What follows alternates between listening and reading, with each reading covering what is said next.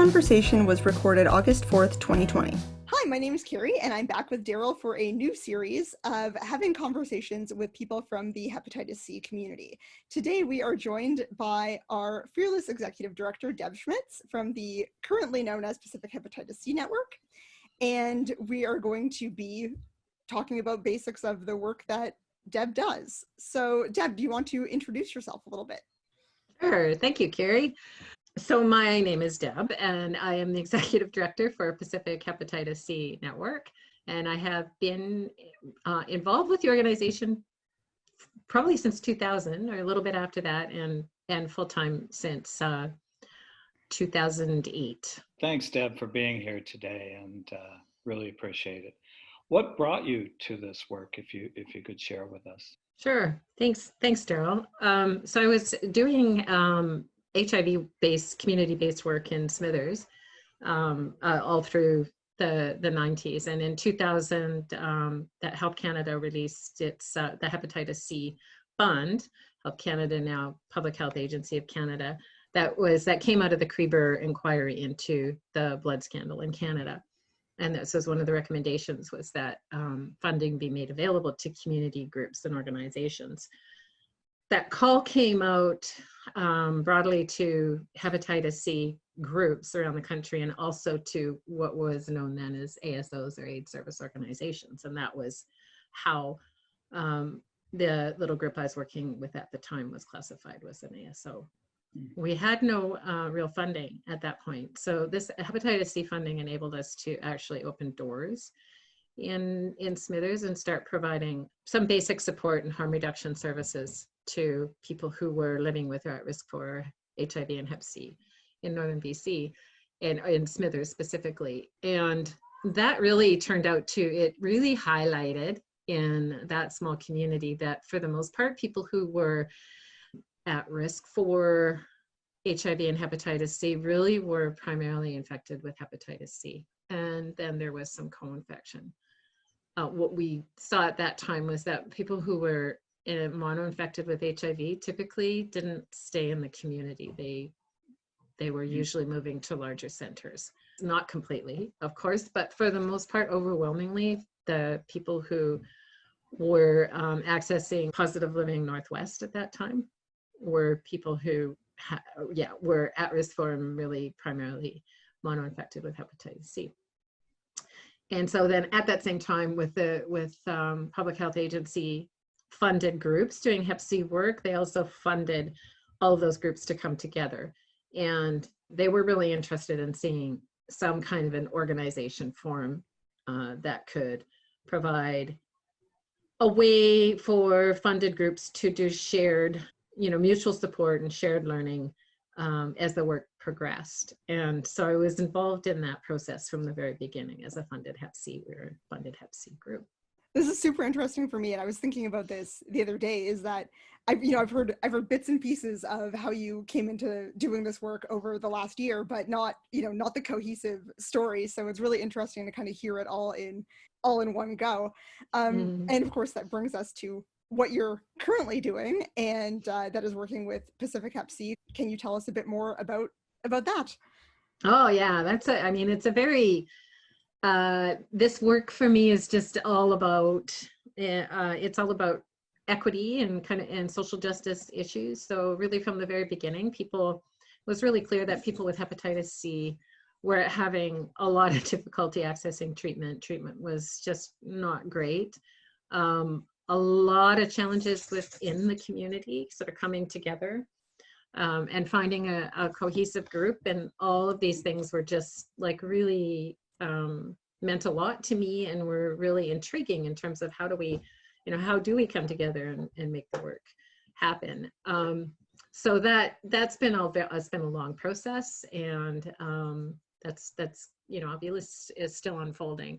But we, at this point now, we are able to engage in work that can put us more readily in touch with people who, on the ground, people who are experiencing hepatitis C. It's been very challenging for us to do that with the provincial scope and limited kinds of resources to connect, and certainly better technology for meeting virtually is a huge bonus for us in the work. So it really feels to me like at this point, with the significant funding from Provincial Health Services Authority, we are able to move forward with the work that we have seen as being really important for a long time. So actually getting out into communities and engaging with people living with Hep C and community-based organizations, linking people, getting people screened and linked into care, providing education and support along the way.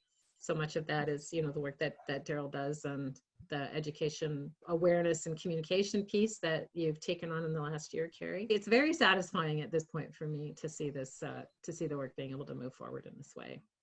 Yeah, it's really interesting, like you said, about just the increased role, I think, of technology in allowing that broad provincial scope to actually be facilitated more easily. I think that's really, really interesting, and something that, we don't probably think about enough, just how much all the technology we have access to now is really empowering in the scope of work that we're able to do.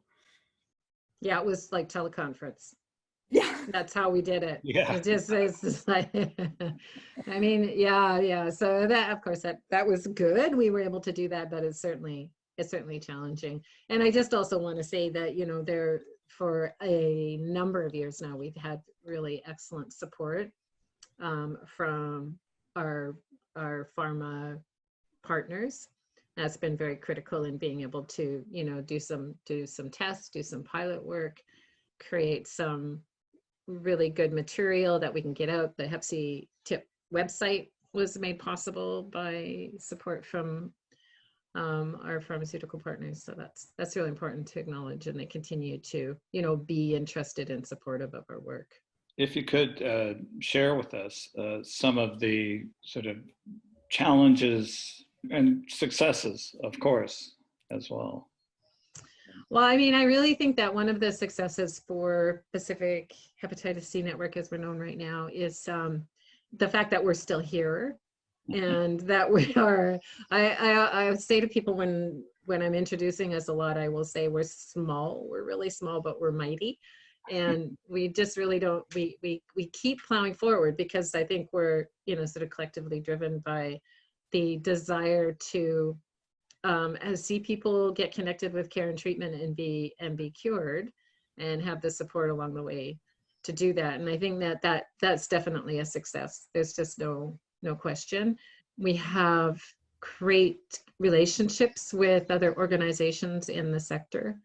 And that's just huge, with BC Yukon Association of Drug War Survivors, with Pacific AIDS Network, with lots of the regional organizations around the province. Those things are really key. BC CDC has been such an amazing partner and continues to be, really a key supporter and informant of our work. And I think that one of the strengths with this work the work, we would not be where we're at, this organization and the work in British Columbia. It wouldn't exist without people with lived experience of hepatitis C being central and driving it, and being what has the time and the energy and the passion that is invested, and all of those pieces that go along with it. That's a huge strength, and it's a huge necessity for this work. The challenges have been the desire of, sort of in a policy way, to fold hepatitis C into HIV and put burden on existing organizations, and it certainly left Hep C specific organizations with really struggling to be able to do the work that they we knew needed to be done. That wasn't really in the purview of an ASO or an AIDS service organization. So that's been really an ongoing challenge, and I think that some of that has shifted in the last little while, and there's a recognition that Hep C specific focus is valuable. And I think, the biggest both challenge and opportunity that we have right now is eliminating the elimination goal by 2020 in British Columbia, and all that entails. And I realized that I mentioned the goal of eliminating viral hepatitis by 2020, and it's actually 2030. So we have 9.5 years instead of a little less than 6 months to reach that goal. Yay! 2030, that's our goal. Good thing. So I guess in our kind of wrap up, what do you see for the future, whether that's for you personally, for the work, for Pacific Hep C? What are the things you would like to see happen in the next year, 5 years, 10 years, whatever you think is the right amount of time?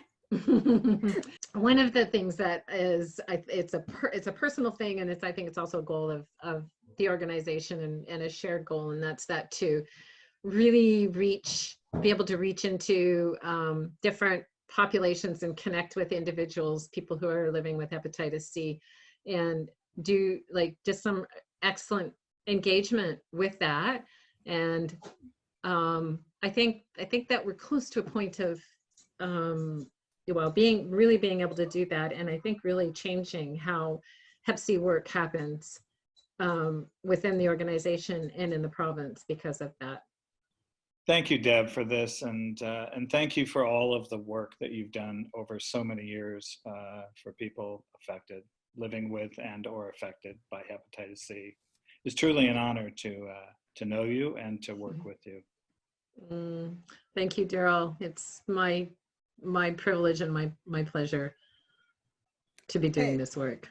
Yeah, and I certainly just echo everything that Daryl said, and thank you again for joining us today and sharing your story with us. We're looking forward to doing a lot more of these interviews and hearing more stories from people across the province, and getting those stories out there and hearing what people are doing and where they came from. And we're super happy that you were able to join us and be the first person to share your story with our community. So thank you.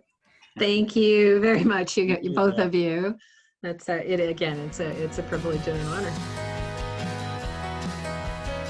Learn more about viral hepatitis and the BC Hepatitis Network by visiting bchep.org and contact us at podcasts@bchep.org. You can also find us on social media via the links in the show notes. For more episodes, visit bchep.org/podcasts or subscribe on YouTube or your favorite podcast app.